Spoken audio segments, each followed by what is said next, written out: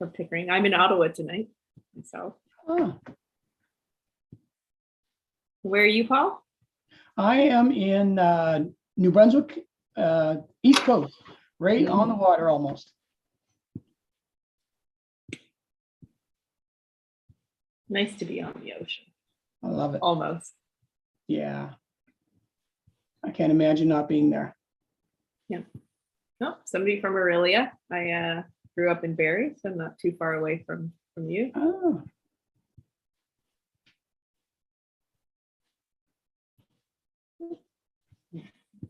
So I think, oh, sorry, go ahead.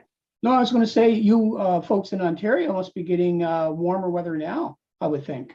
Mm-hmm. Yeah. Yep. It's beautiful. Though I'm told that we're supposed to get a wee bit of snow tomorrow. Yeah. We had ours this morning and it quickly went away. That's the nice thing about this time of year. It'll come, but it'll go just as fast. So. Oh, we have somebody joining us from Mumbai at 5:35 a.m. Oh my goodness! Wow. Wow. We'll have coffee together. Yeah. That's fantastic. Okay. Yeah. So welcome everyone. This is the 6th session of Subs and Stars, where we talk about astro image editing and go through how to make your pictures really pretty. With me tonight is Paul Owen, astrophotographer extraordinaire. Paul started in astrophotography in 2013, correct? I did. And bought your first serious telescope then. And since then, you basically, your pictures are appearing everywhere now. It says on my list here, newspapers, calendars, magazines, websites, and you teach online tutorials to other people who want to start their journeys in astrophotography. How many classes are you teaching now? We do one on Monday night. We do our Sunday night show, and then I do some private ones for people. And so it's a little busier than I thought it would be. So, but it's great. It's good. Yeah. Can you tell me a little bit about the Astronomy by the Bay? Yeah. So Astronomy by the Bay is actually a fellow named Chris Kerwin. And a few years ago, Chris won the Kulak Award for RASC Canada, and he was awarded that for his outreach.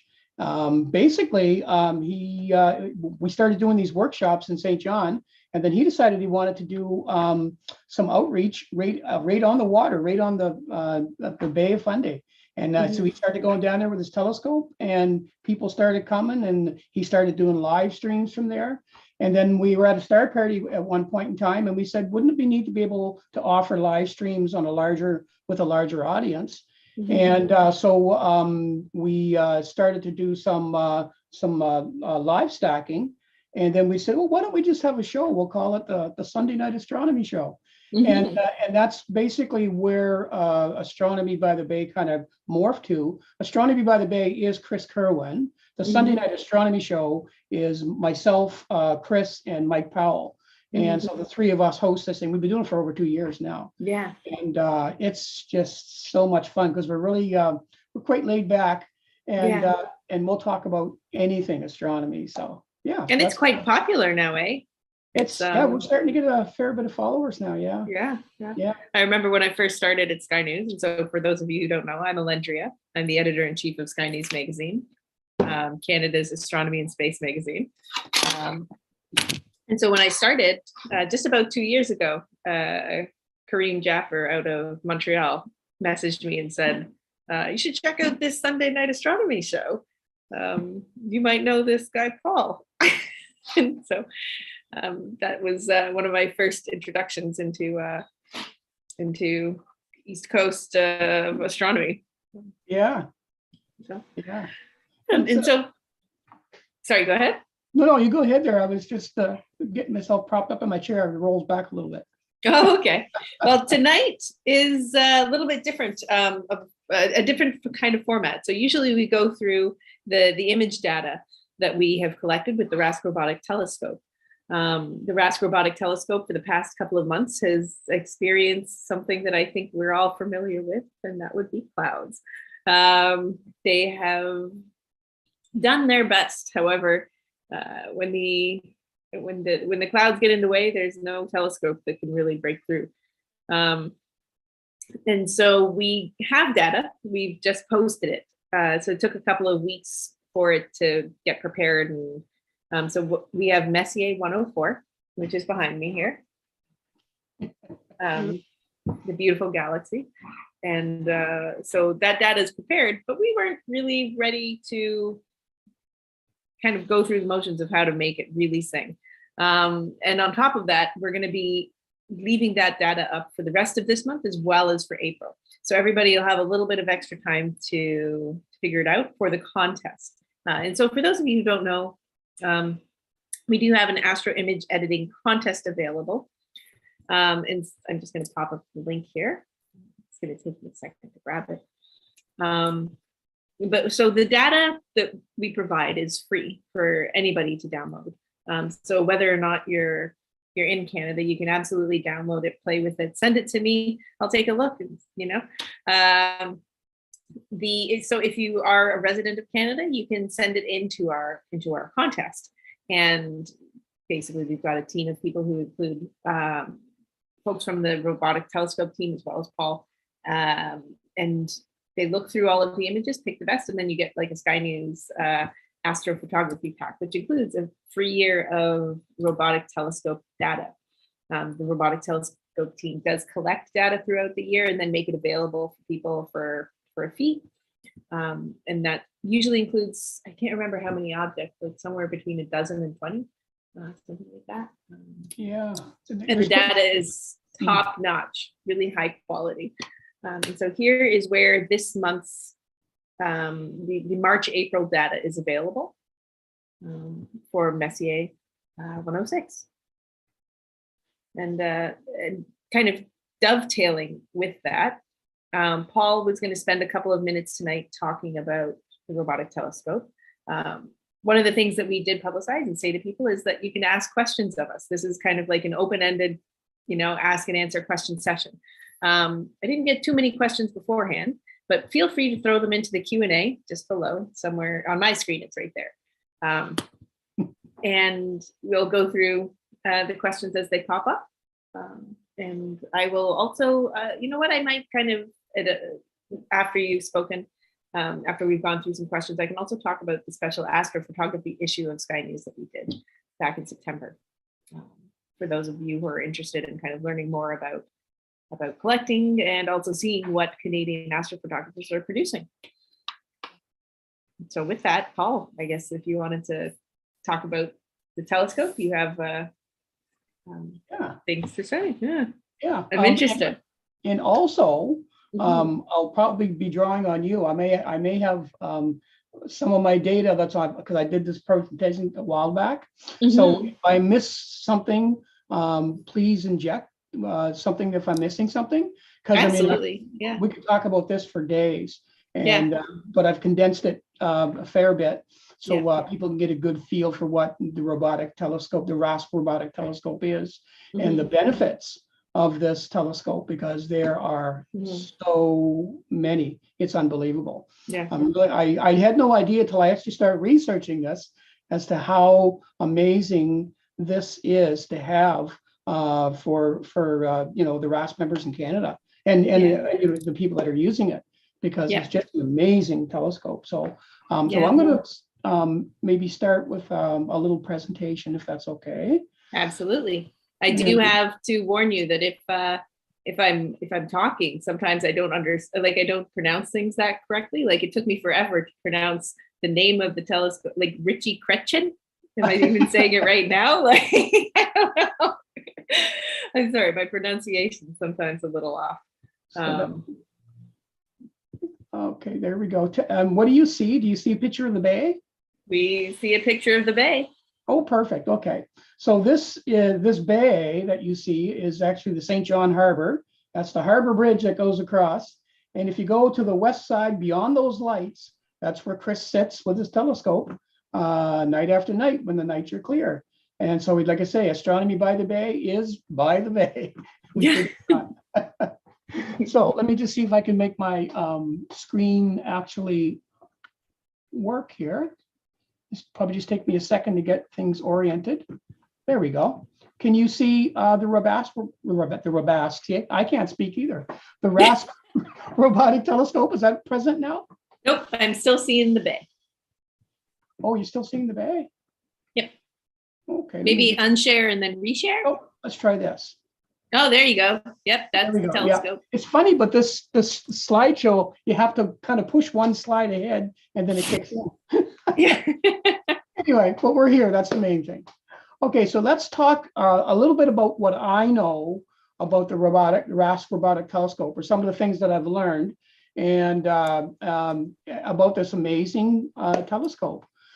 First of all, let me just get my mouse working here so I can get things. There we go. So the robotic telescope's mission, when it was actually put into place, covers a lot of different things. There's some science that is being done with this, of course, and they are studying exoplanets, supernova, and variable stars. There is some classroom outreach, and there are two forms of the classroom outreach. There's the advanced, where students can acquire their own data, which is really good because that teaches them how to gather data and actually use software. And I believe they're using the SkyX software for this. So it's a software you really got to get your teeth into to be able to use.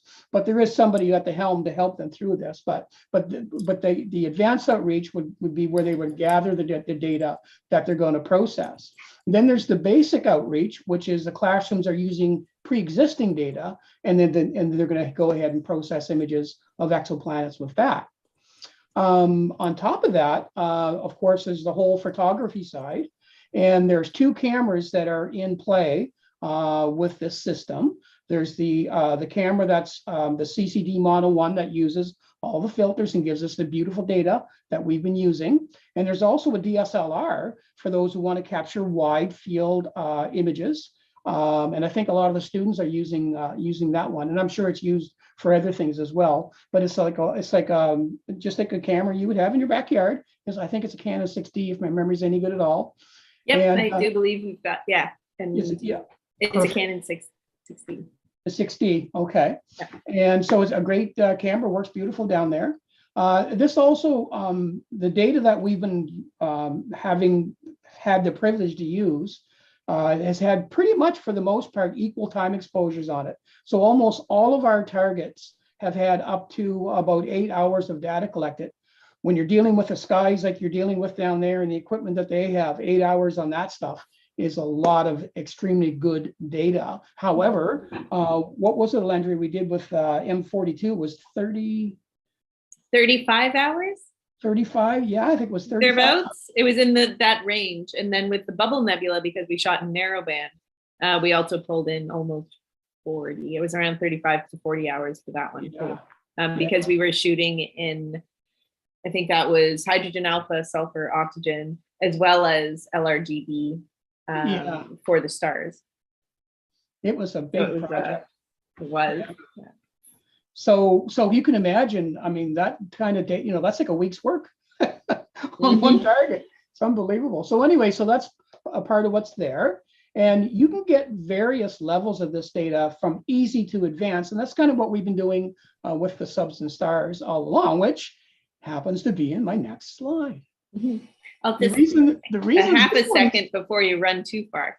I'll also note that the telescope team, whenever there's an interesting astronomical event, they do tend to point the telescope there. So, for instance, when the comet this past December, when it passed by, I think they took a shot of that. But when Neowise was around too, they got some shots of that. They got some beautiful shots. And yeah, like you mentioned, supernovas as well. I do recall them. I think I'll have to go back and check, but yeah, whenever there's interesting stuff that's happening, it's great to have the tool available to capture it. Yeah. So, absolutely. Thank you. Absolutely. No, and thank you for that, because there's, like I say, there are things that I'm not aware of that they're using it for. And it's really nice. So it wasn't designed just for astrophotography. In fact, that's almost a byproduct of what it was actually designed for. So, but anyway, we're just so happy to have it. So the Subs and Stars series, the reason I'm showing this is because I had this presentation I used at another meeting, And I was so happy to present this because this and Allendria and I were on this other little talk show, Yeah. and they said it was her that it was Allendria that got me into mono cameras. And Oh no. Was it? it was Come this on. whole process because I only ever shot one shot color. Yeah. And then all of a sudden it was like, oh, do you want to do this? And I thought, well, wouldn't that be fun? And and then it was like, but it's mono and it's narrow band and it's all these things. And it was like, well, I've never done that before, but I think it'd be interesting. And you're great at it. You're doing great. Yeah. And you know what? It was so interesting. I had to go out and get my own little package of it because it's really made me grow as an astrophotographer. And hopefully the Subs and Stars series has helped a lot of people kind of look at this and see that it's not it's not a really difficult thing to do. It's just a lot of little things that you have to do along the way to learn. And so with this Subs and Stars program, 8 months of absolute joy for me it's been. So I have to say that. So thank you, Allendria, for letting me be part of this. Oh shucks. But that picture behind you, this is one that you shot yourself, and it was in you said mono, right? Okay, the one that's behind. Oh, can you see? Yes. The Heart Nebula. In fact, is that the Heart and Soul? That's the Soul, yeah. That's the Soul. And in fact, that was my very first narrowband target with my new camera setup that I got. Mm-hmm. Yeah. So and I tell you, it is. I can't imagine not shooting in mono now. It's just unbelievable. I just love it so much. So so that's what the substance. That's where part of what this robotic telescope has come to is that is now we can share this with so many people, and for those who are wanting to get started in PixInsight, to get an idea how to do some editing with that. That's kind of what we've been doing all along, and hopefully folks have learned some things along the way. If you haven't seen any of those videos, they are on YouTube, and they are on the Subs and Stars category. Look us up, and we process a lot of these things. In fact, on our next slide, these are 3 of the images that we've done to date, and this is all the data that came from the robotic telescope in California, and we did the Trifid Nebula. And a matter of fact, I think Allendria did one on her own, and it turned out amazing. Oh, thanks. Yeah, but I did. Based on what I had learned in Subs and Stars, as well as one of the guys from the robotic telescope team gave me a bit of a helping hand in Photoshop. Which I then told everybody else how to do in the subsequent Subs and Stars. Oh my, yeah, it's fantastic. So the Trifid Nebula, that's a favorite target for many people. But based on our typical telescopes we use in our backyards, we would never get data like this. So that was just an absolute treat to work with. The Bubble Nebula I've done before. In my backyard, not like this, and certainly the NGC 7331 was another absolutely amazing data set to work with. That's the Deer Lake group. The Deer Lake group, yeah. And there's a question here from Edward Mizzy. He wants to know what your skies are, Bortle wise, like what Bortle level your skies are. My skies are Bortle. I'm going to say Bortle 4. Bortle 4.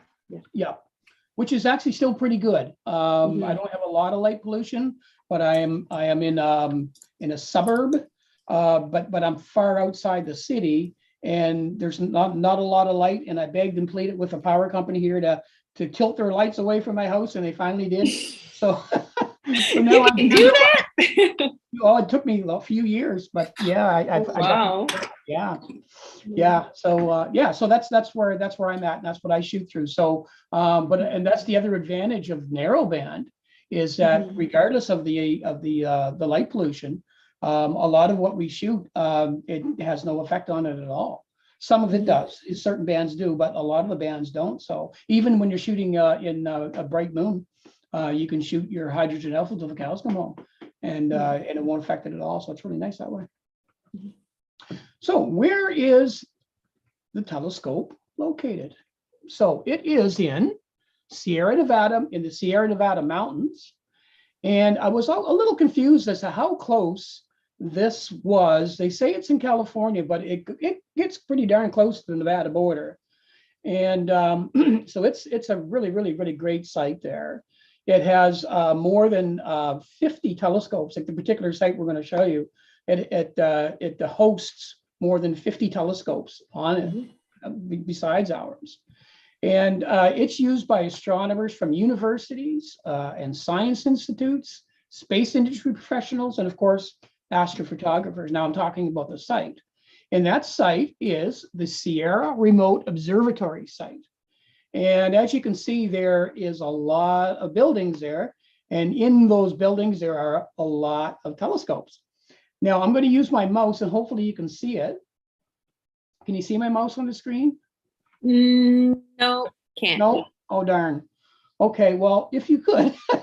You can just tell us. There's two big buildings on the bottom right.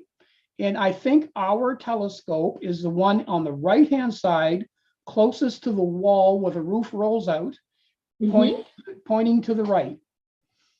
Okay. I do believe that is our Ritchie Chrétien telescope right there. And it's on the Paramount mount, so I can see that. And in does it have a bit of red on it or a bit of white on it? It's red. Red. Okay. Yep. So when you look at these telescopes that are in these larger buildings, you can see a lot of them are huge. So the robotic telescope in its own right for us as amateur photographers is a large telescope, being a 16-inch telescope. But down here, it's actually one of the smaller fellas. When you look at some of the size of some of these other telescopes that are there, and we'll get into that in a little bit. But they also have individual astrophotographers have sites there, and there's a whole bunch of other things that go on that particular site. So yeah, there's a question again: who maintains our scope? And there's a team that kind of maintains the whole facility, and for any major work, I think it's kind of up to us to make sure that it's done. By us, I mean RASC, the RASC. So yeah, I don't know if we know, I don't know if we've met them personally, like the people who are there, or I think we do know who they are, like by names, but just during COVID too, it was kind of tough to get down to California to meet them. But yeah, so there are people there who, so for instance, if there's too many dust donuts in our imaging, they might give the scope a little bit of a wipe down for us. So I think that's part of being there in that facility is part of that is part of whatever it costs to be there. They do maintenance, a specific amount of maintenance each month there. So that's an automatic thing. They'll go through and check it. But I think, Allendria, you would be better to answer that one as far as if we did have a problem. I think they would make the phone call or the email and ask them to look at it. Yeah. Okay. All right. So that's basically the site. And now let's talk about the site, because this is where it starts to get really exciting.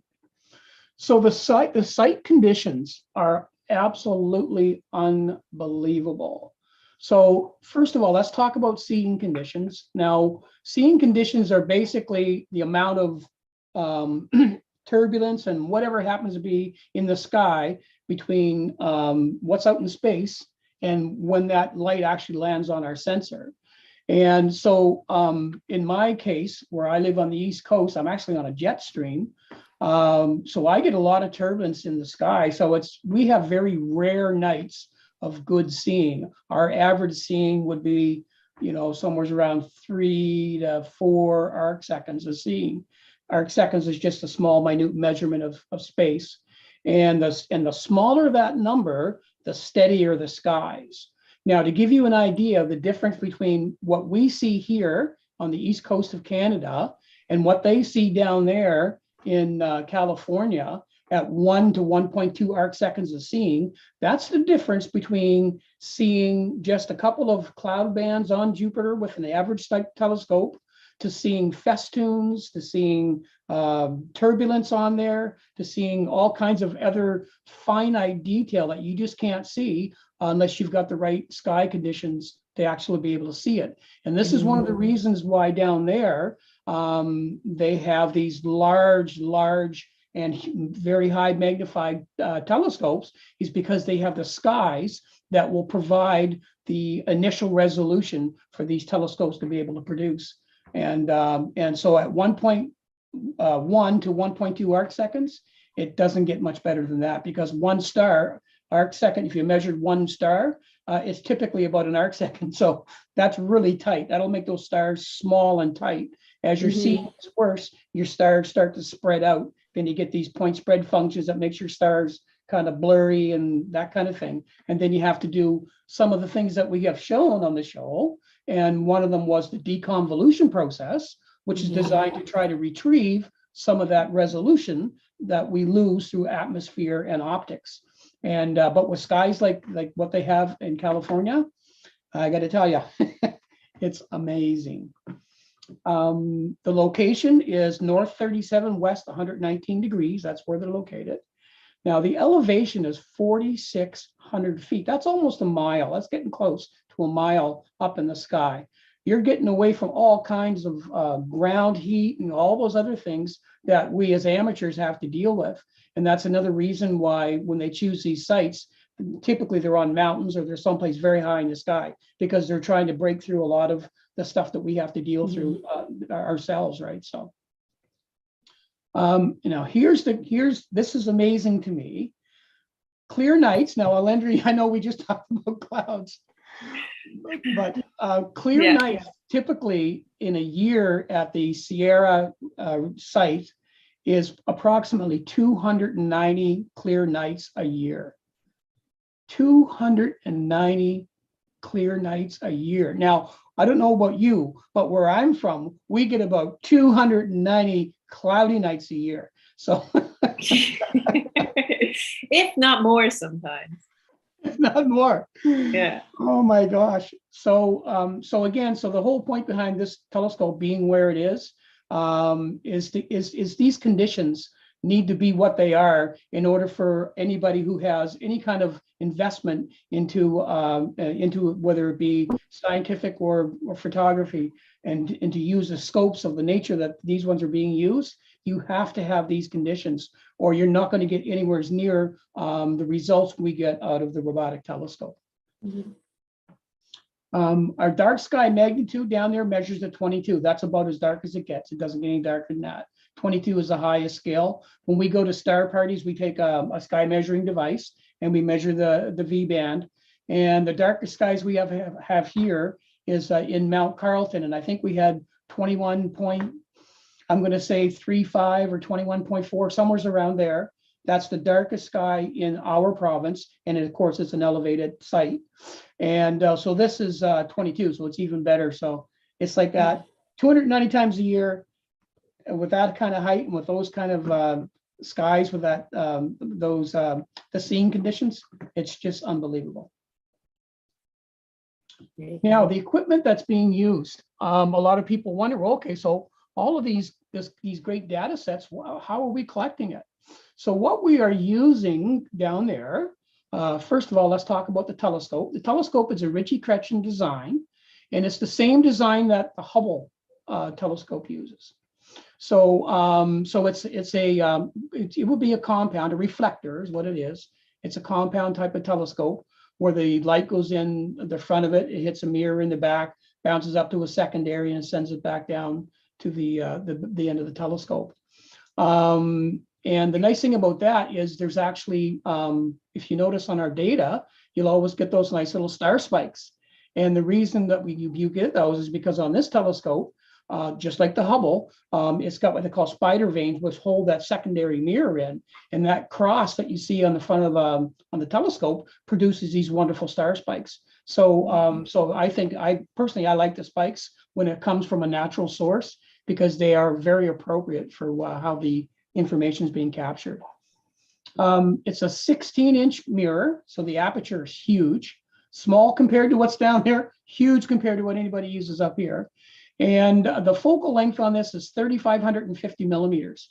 Now, to give you a perspective of how long focal length that is, most of us will go out to, say, our astronomy retailers, and we'll buy, like some people have the 6SE or the 8SE from Celestron, and it's a little Schmidt-Cassegrain 8-inch telescope. Those are extremely high-powered telescopes. They're a small package, but they bend their light a lot, just like this Ritchie-Ketchen does. But for even us here, using what we use on those Ritchie-Ketchen or those Schmidt-Cassegrain 8-inch telescopes with a focal length of only 2,000 millimeters, we tend to reduce them because we don't have the mounts typically that are capable of tracking the sky properly without making our stars look kind of funny. Because when you're dealing with high magnifications, you have to have something that's going to track extremely well to give you clarity and good round stars. So think about that for a second, what I just said. And now let's look at the focal length of this telescope. It's twice that of what we use. So, so that is an amazingly long focal length for acquiring data. But when you're dealing with the type of things that the scope is being used for, you got to get deep in the sky.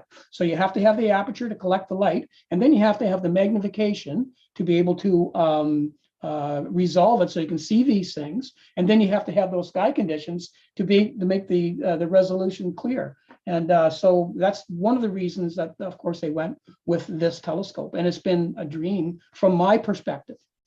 The camera that's on it is called the SBIG, which is Santa Barbara Instrument Group, is the name of the manufacturer.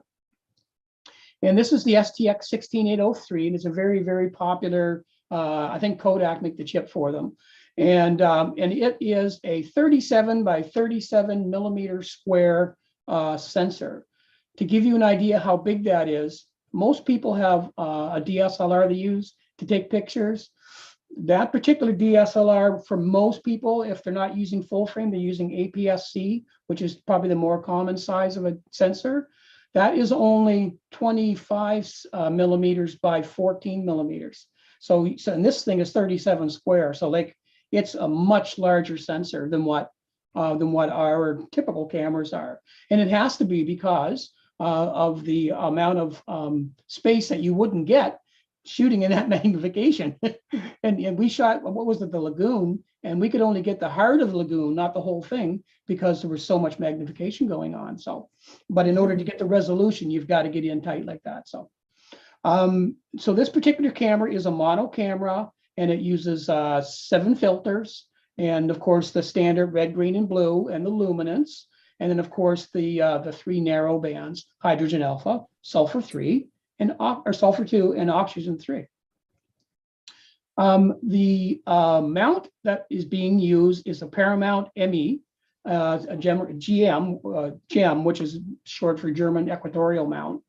And that particular mount has a payload of 240 pounds.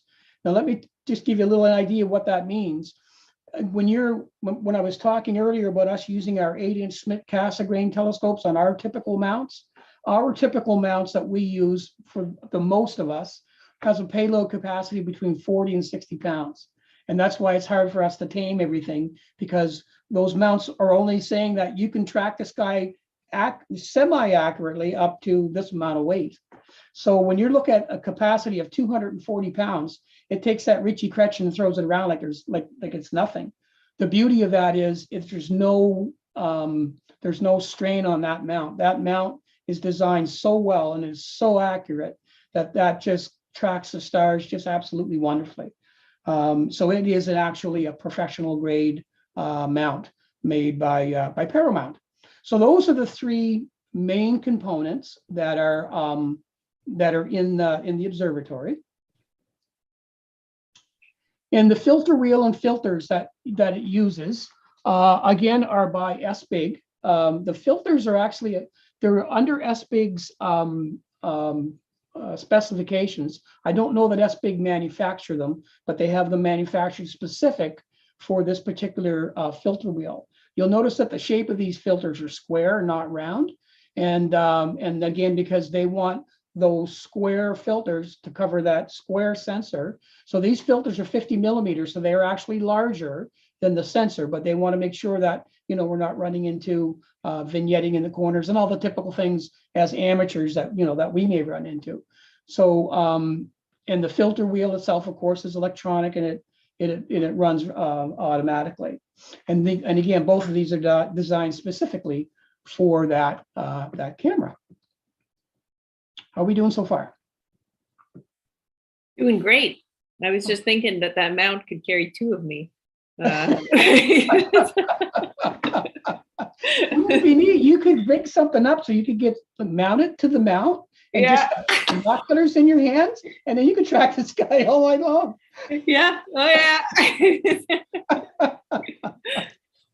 With some room to spare. Yeah. You'd be going slow, so you wouldn't get dizzy. Yeah. Good. Okay, so let's look at our next slide. So basically, the 2 types of data acquisition that are happening with this scope. One is the Canon 6D and a 200 millimeter lens, and I think that's correct. And if I'm wrong, I do apologize. And a DSLR is like a one-shot color camera or a webcam. Anything with the word color on it means that it has a sensor in it, but it uses a color filter array, and it actually takes the data in a certain way. It puts it on only a certain amount of the pixels, and then it interpolates and kind of smears fills in the colors that aren't being ignited. With the system on the bottom, it's actually a mono sensor. So that means 100% of each one of these pixels is ignited with whichever filter you happen to be shooting a target through. And that's the beauty of going to mono, is it's more efficient in terms of getting your light, because with these cameras here, the one-shot colors or the DSLRs, out of 4 pixels, 1 would be red, 1 would be blue, and 2 would be green. So if I'm shooting something that's in red in nature, these other 3 pixels are not picking anything up. So what happens through the algorithm, it's an interpolation algorithm. Interpolation just means it's filling it in. So that 1 spot would be the true color, and then these 3 right here. Oh, I'm sorry. I'm thinking you're seeing my mouse and you're not, so I apologize. But I kind of understand what you're talking about. So those in that first slide, you're seeing 4 red squares out of 16. So that means if I was shooting something in red, out of 16 photo sites, 4 would be lit up in red, and then the rest would be filled in through algorithm. And the green, because our eyes are more prone to seeing green. We see green more than we do anything else. That's why there's more green than there is red or blue. And that's why when we shoot our cameras, things look the same way that we see them. And then over top of that sensor, which is here, which is like a mono sensor, they have what they call a Bayer filter array. And the Bayer just is from a fellow named Bayer. He was a guy who developed it back in, I believe it was 74.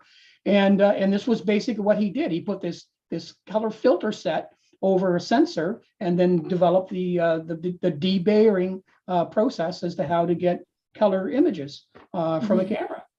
So quite ingenious, I must say. Yeah, but the mono cameras don't do any interpolation. It's all whatever goes on that sensor is real signal. So that's kind of the 2 types of cameras, sensors that are being used there. Now, the advantage of the mono sensor, and this is what got me excited when I started using this, is you can do what we call color mapping. And color mapping is quite simple in theory. Basically, if you have, say, Photoshop and you got family pictures, and maybe you've ever tried to take your pictures and break them into the red, the blue, and the green, well, those are the color spaces that your software has. So if you're downloading a one-shot color camera, the red, the And then, so all you have to do is go ahead and process the picture. But many people doing astro imaging will actually break those three apart. You can do it in Photoshop, you can do it in GIMP, you can do it in PixInsight, and then actually go ahead and treat those as grayscale images and treat them separately and do different things on them and then bring them back together. But the nice thing about the color mapping is not only can you do that with the red, the green, and the blue, but you can take the sulfur, the hydrogen alpha, and the oxygen, and you can blend them any way you want. So for example, on this first image of Andromeda, this would be a typical type of image that you could shoot with a one-shot color camera. If I didn't do the hydrogen alpha, let's say, you could shoot your red, your green, and your blue, and you're going to get the red, the green, and the blue. And then you could do you're just going to pull the lightness off it, and you can make your own luminance channel to bring out the detail on that. And then with one-shot color cameras, you can buy these filters that are designed for color cameras, and then you can shoot everything again in hydrogen alpha and then add it in. This was done with mono, but all those red and again, I wish I keep using. I could see it briefly there for a second for some reason, maybe just because it was moving. Yeah, there it is now. Oh, good. So those red little jewels that you see right there are probably 4 hours worth of hydrogen alpha, but that is the hydrogen alpha region in that target. There's some more out there. Those are nurseries. This is where stars are being born. This is just amazing when you start getting into this kind of stuff. It makes study your target so much nicer when you can break it into elements. So you've got the red, the green, the blue, which are standard colors, and luminance and HA. So that would be considered an HA LRGB. So if you ever see that, now you know what that means. Now this one is called show. Now what show is, it's quite simple. The letters that you see there are the first letters in each of the narrowband filters. So for example, the S means sulfur 2. So if I had a little chart over here and it was a normal color picture, it would show me R for red, G for green, and B for blue. So when you're color mapping, you can take the RGB and forget that it's there. I can take that S and put it in the R position. Then I can take the H, which is the hydrogen alpha, and put it in that position, and which would be the green. And then I would take the O, which is the oxygen 3, and put it in the blue. And that's where the term show comes from. That's what that means. Sulfur 2, hydrogen alpha, oxygen 3. And this is the kind of result that you can get by blending narrowband. Typically, when you see the Heart Nebula, most times it's just all red, right?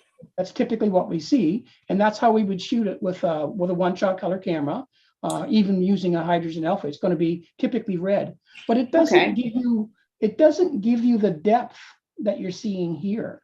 Here you can look right through it. You can kind of see. It's almost like you can walk.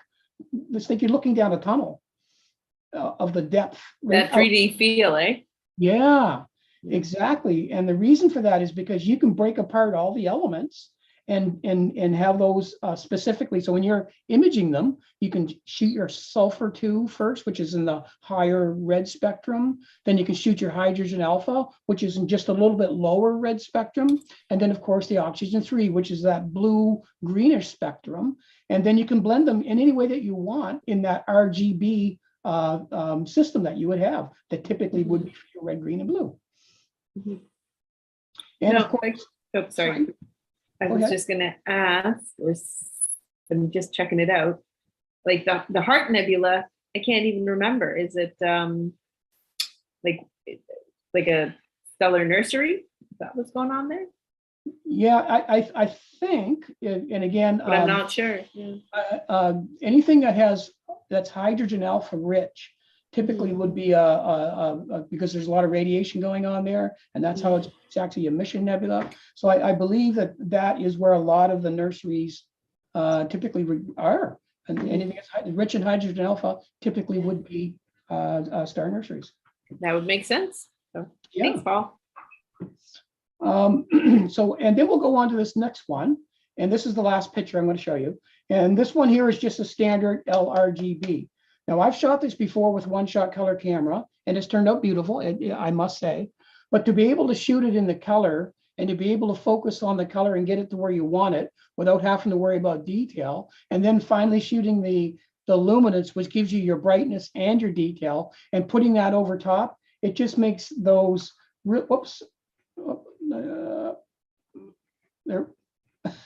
There it is. All good. Yeah. It makes those wispy, reflective clouds just so detailed. I mean, you can go in there. It's like looking at fine hair. But that's what happens when you shoot with, with that kind of a system.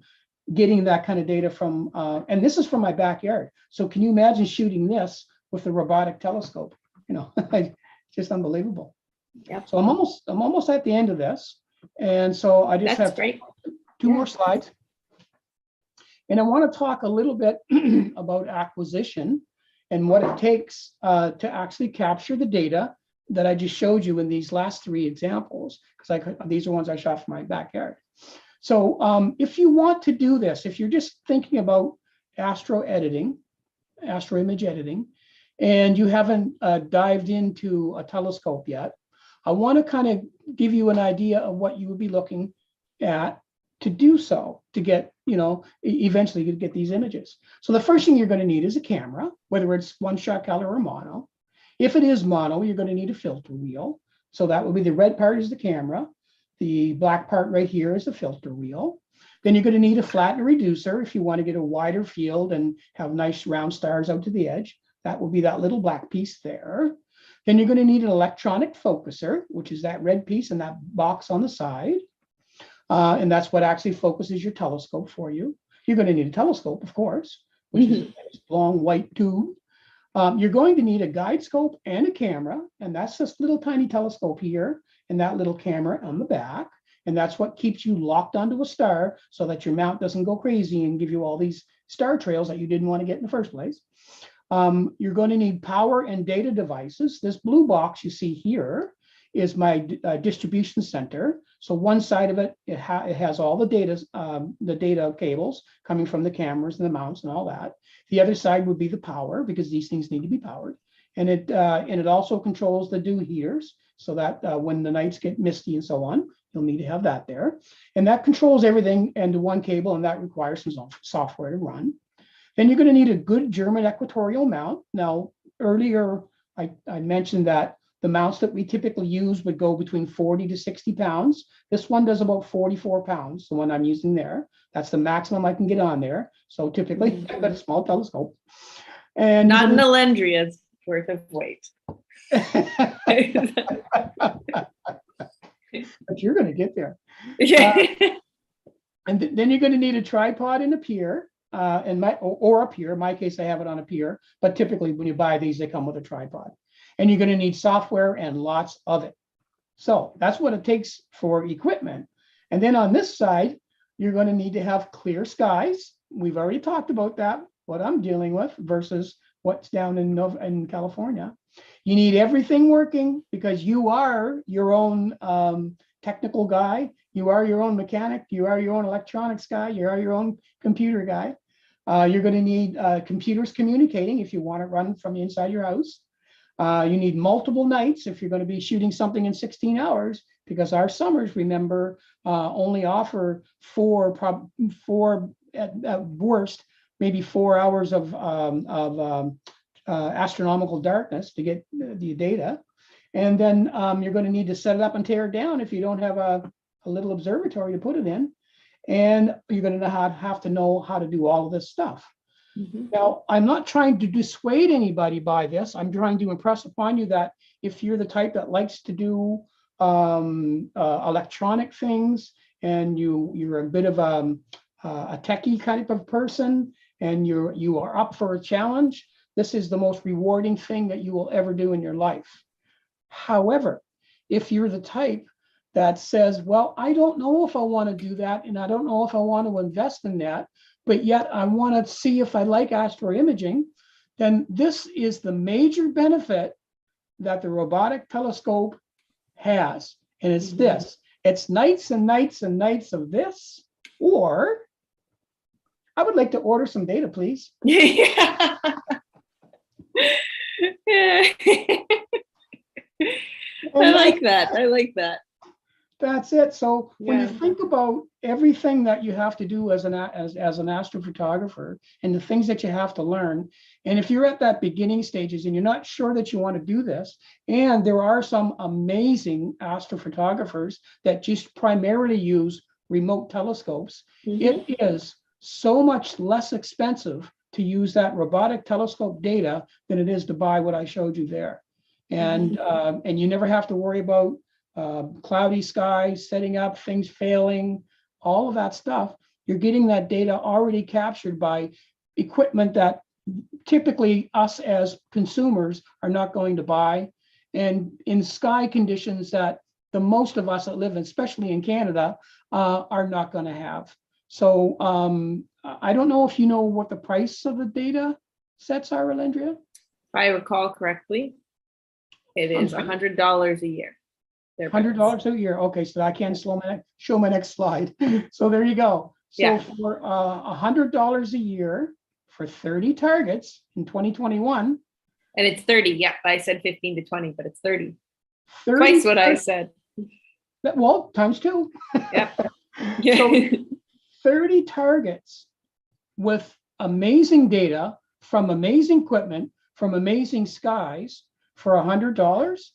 30 targets. I mean, I couldn't shoot 30 targets in a year. So, and if I did, it wouldn't look like that. So, and then I got to plot a piece of ground out in the back of the yard. Yeah. Yeah. So this to me is probably one of the most amazing values in astrophotography, as far as I am concerned. Having the experience now of working with the data coming from that telescope, it's been just an absolute treat.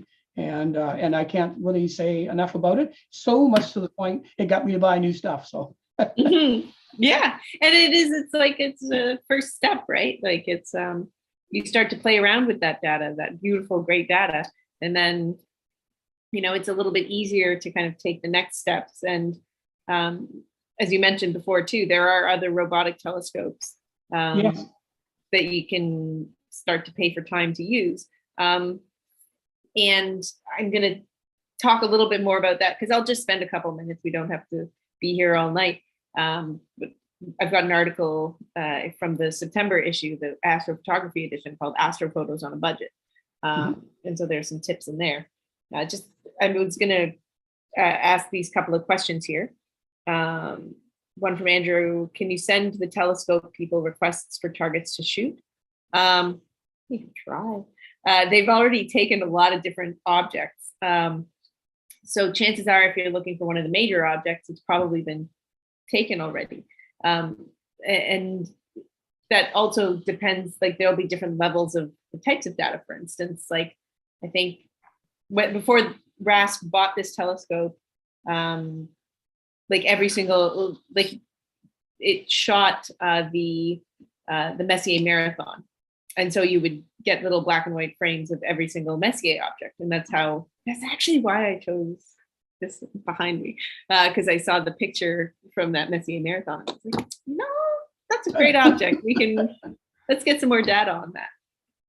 So, but yeah, like if there's something interesting, I mean, yeah, or something that hasn't been shot yet, it might go on a list where, like I've got a list that I'm kind of going through for the, and it also depends on the time of year too, right?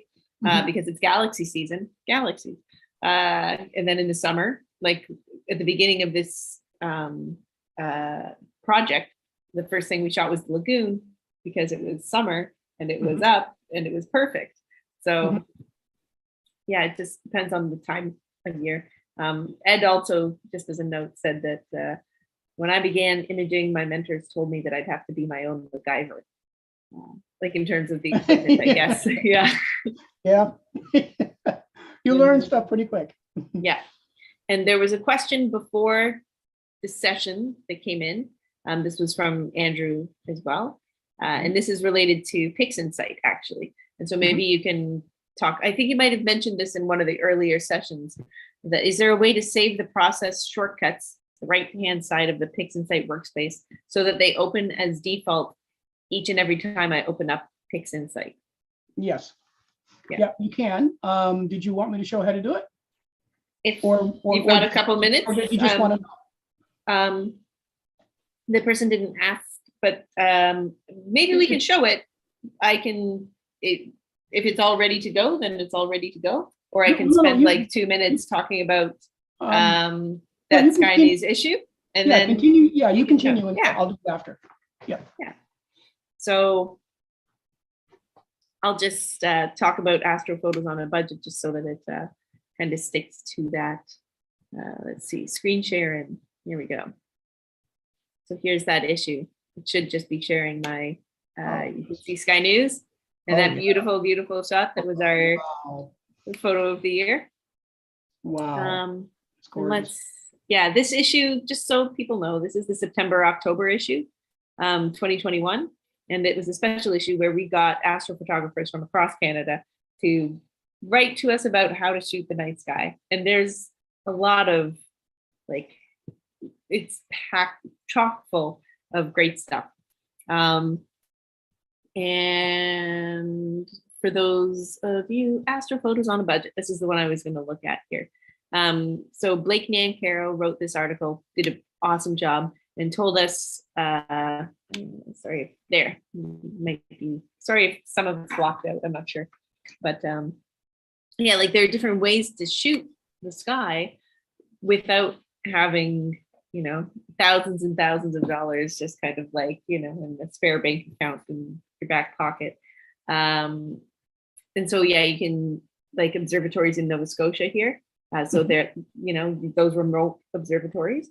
The Toronto Centre also has, so if you're a member of the Royal Astronomical Society of Canada's Toronto Centre, they have a loan program that has a complete photo package with DSLR lens kit, or kit lens and star tracker. And so you can, if you, while visiting the center's dark sky EC car astronomical observatory, a member can bolt their camera to a loaner star tracker for the evening, or book time on the auto-guided polar-aligned Ritchie-Chrétien 8-inch telescope as well. So there are just a lot of different options available. And heck, like, you know, you might not be catching the bubble nebula and 30, I think, sorry, I did get my numbers wrong. I think it's 26 hours of bubble nebula, thereabouts. Yeah. So you're not catching 26 hours of bubble nebula with your iPhone, but you can still catch some pretty respectable shots of, say, the moon or the planets. And that was the focus of this story here, planets through your iPhone. So we had a writer who, Nathan Helner Messelman, he wrote about just how to capture the planets through your cell phone. Lots of different ways to get into astrophotography without completely breaking the bank. And also, for those of you who like to see it, there were some pictures that we published. These are all from the robotic telescope as well, the RASC Robotic Telescope. All of these data packages were available, and people purchased the packages and then edited the photos, and we published them here. So that, again, that's the September-October issue. And I will stop sharing and pass it back to you, Paul. Oh yeah, no, I could talk about Sky News all night. I'm just so pleased with what's going on up there now. With, you know, since you come, and there's just so much going on in that magazine, and but those articles are just absolutely wonderful. And you know, a lot of us think, you know, well, you need to get a telescope and you need to get out there, but realistically, if you're, let's say, maybe you got some mobility issues, you know, you love space, but you just can't get out, but you can certainly use a computer, and you want to do some astro image or editing, you can do all that stuff. It's all available, and the online community is just unbelievable. And there's so many people that will help you. You'd be surprised. You just type in, I need some help with X. And you'd be surprised how many people in the astronomical community will come on and give you all kinds of data, links, and all this stuff, because that's the kind of community of people that we are, really. So, yeah. Speaking of, community, astrophotography community. We have a question here from Alan Dyer. This one might go above my head, so let's see, Paul. Greetings from Alan's asking you a question? the pressure's on. Greetings from balmy Alberta. I've always wondered why when shooting narrowband images, no one shoots through an H beta filter for the blue channel in a set with oxygen for green and H alpha for red instead of the sulfur filter. Is it the most objects emit so little H beta, so hydrogen beta? Thanks, clear skies. Well, that's a good question. And to be honest with you, I can't answer it because I've never used H beta and I haven't been around anybody who has, other than observers who typically would use that. Like if you're looking for the horse head, which is something that you can't see without a very specific filter, those kind of things, they're very specialized. But that's about as much as I can offer on that that band of light, because oxygen 3 just tends to be more in that blue greenish spectrum. And I know that the H beta is the little a pocket and a little different than that. So it's a good question, Alan. That's, I'm going to actually research it now to find out. Yeah. So maybe we can send an email back. With that answer. Yeah. And thanks for being here. Yeah, and by the way, great book, Alan. Yeah. I got your 4th edition and I'm absolutely loving it. So. And then the last one was the process shortcuts, so that they open as default each and every time they open up PixInsight. Okay, yeah, I can show you. It's really, really simple. Just take a few seconds. I'll share my screen and let's see which one. I'll just do the one called PixInsight. There we go. I just happen to have that. Perfect. I thought if we were going to get into it, I was ready to do M106 tonight, but I'm just going to put that aside because I want to show. Are you seeing my screen, by the way? Yep. I can see your screen and I can see the PixInsight where we're all in. Okay, so the question, I think I learned how to grab, let me see if I grab the right one so that I don't knock myself out. There we go, I can move that out of the way. Yay. Okay, so if you want to take, and what I've done actually is what the person was asking about. All of my tool sets that are over here are preset. So for example, when I do my LRGB combination, when I combine my light with my red, green, and blue, if I open that up, you can see that it's ready to go. The RGB has already been turned off. I've checked on the loom, and and each time I label my loom channel, I label it LUM. So that all I have to do is just open this up, take my little arrow and just throw it on the image I want to put the loom on, and it's done. So it's very simple. And it opens this way every time. Now I'm going to show you how to do it. Very, very simple to do. I'll close this one and I'll just create a new one. So you're going to go to your processes and you're going to go to all processes and find the tool you want to use. So in this case, let's use LRGB combination right here. So we'll open that up. It's going to open to my defaults, but typically you would have it looking like this. That's what it's going to look like. And there'll be nothing in the loom. The loom will be, there'll be 0 in there. Again, I don't know if I can put anything. I'll just, whoops, sorry, I didn't mean to put that in there. There we go. It'll look like that because what it's asking you to do is to put in from a file. And when you click on your file, all these things open up and it's going to look for you to throw in your loom. So what I would do to set this up is I'd open it up to the default. Then I'm going to type in the word, whoops, try that again. There it goes, auto. Type in the word loom. And then I'm going to uncheck all of these. And then that's how I use this tool. So what I'm going to do is I'm going to take my little blue triangle that's down in the corner, and I'm going to drop it on my desk. What I've done is I've just cloned this tool. Now I'm going to rename this tool. I'm going to call this tool, I go to, set icon identifier, and I'm going to call this, say, LRGB. Do I already have that in capitals? Let me check first. I'll just call it LRGB. I said, okay. So now it's called LRGB. So now I've got the clone right here. And then if I want to put it with all my other tools, let's say I want to drop it right here. That's where I'm going to put it, right? Then I'm going to left click my mouse if I have all of these tools. And I'm just going to make them all blue, or just that one blue if that's the only tool I have. Now that they're all selected, I'm going to right click, and I'm going to go to process icons, save process icons. So all I have to do is press the save, and then I can name it, or I can just, because I just put another tool in there, the one I'm using here is called Paul's Icons February 22. So I'll just click on that, and it's going to tell me that already exists. I say, yeah, I know, but that's okay. I'm going to save it anyway. So now I've saved it. So now it's in there. That's now permanently part of my tool set. And every time, now I'll close this one off. And now every time I open that up, it's going to open up exactly how I saved it. And you can do that with any one of the tools that are dynamic like that. Okay, That's it. great. And I hope that answers the question. Yeah. And just in case anybody had any questions about it, I saw that there was a question here that this is PixInsight. And so that's the software we've primarily been teaching through Subs and Stars.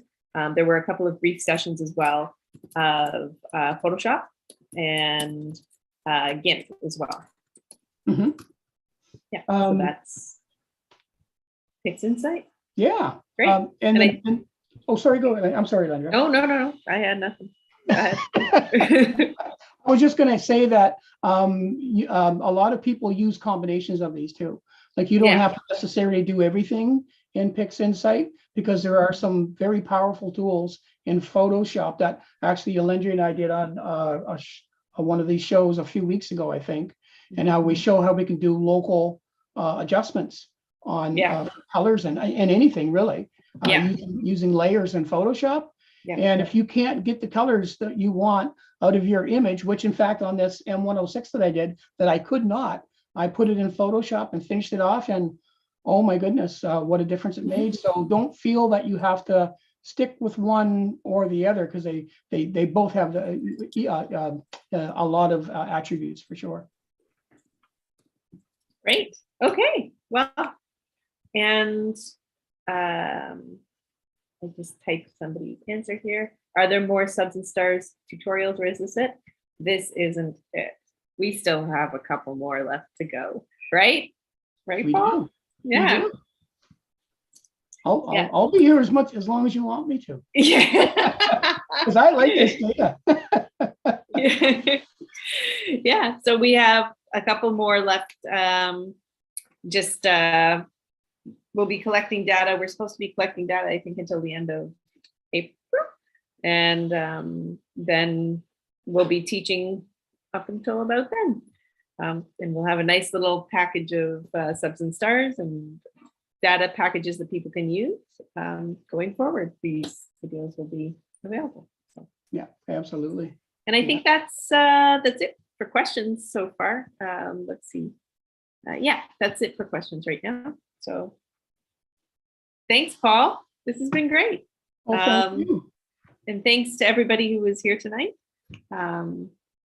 Yeah, I learned about the robotic telescope, and I've been working with RASC and with the robotic telescope for a couple of years now, and still there's just so much to learn. It's yeah. So get your data sets, folks. Yeah, and start practicing. And again, so for those who would like to watch the previous episodes, and just so you know, this episode, well, I mean, if you're watching this in the future, you're probably on YouTube where you can see it. But anybody who's in the Zoom chat right now, just so you know, the sessions will be available on our YouTube channel. I posted the link a little bit earlier. And yeah, I think that's the data packages are available at skynews.ca. You just have to click on the Astro Image Editing tab. And then that'll take you right to all of the different packages. You just have to go to the different months. I'll probably relabel them at a certain point, just so that they're a bit easier to find. Anything else, Paul? No, that's it. I'm out. Great. And so thank you everyone for being here tonight. And oh, sorry, somebody asked, is PixInsight free or paid? It is not free, though there is a free trial, if I'm Yeah, not there's mistaken. a 45-day free trial. Mhm. And for those who are wondering, PixInsight is probably the most supported software on the internet. So there are so many people that are out there that are doing anything you want to learn about PixInsight. So in that 45 days, if you don't mind spending some time doing some tutorials online, you can learn a lot in a very short period of time. Yeah. And if you are looking for free software, there's also GIMP, which I mentioned earlier as well. And so that's GIMP. Yes. And that's one that's available to people for free. And a lot of astrophotographers use that too, because it is free. They were using it to teach kids in schools how to edit astrophotos. By they, I mean RASC was doing this a couple of months ago now, a couple of years, maybe even time just flies. Yeah, so again, thank you so much, Paul, for going through all this with us. And thank you for everybody who was here and who will be watching this in the future. Again, skynews.ca is where you can get the data. And yeah, we'll see you at the next session.